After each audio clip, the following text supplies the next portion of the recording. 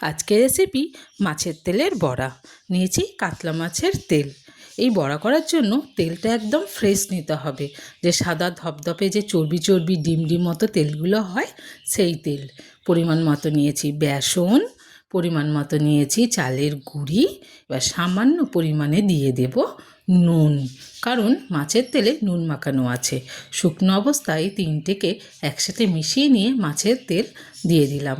এটা শুকনো শুকনো করে মাখতে হবে, বেশি জল দিয়ে মাখলে হবে না। তাই শুকনো অবস্থায় ভালো করে মাখিয়ে নিয়ে অল্প অল্প জলের ছিটা দিয়ে ভালো করে মাখিয়ে নেব। একটু মাখা মাখা হয়ে গেলে দিয়ে দেবো এতে পরিমাণ মতো ময়দা। আবার একটু জলের ছিটা দিয়ে ভালো করে মাখিয়ে নেব, ঠিক যেমন চিলি চিকেনটা মাখা হয় ওইভাবেই। এবার মাছের তেল একটা একটা করে দিয়ে দেব কড়ার মধ্যে। তেল তো গরম হয়েই গেছে, দিয়ে ভালো করে লো ফ্লেমে ভাজতে দেব।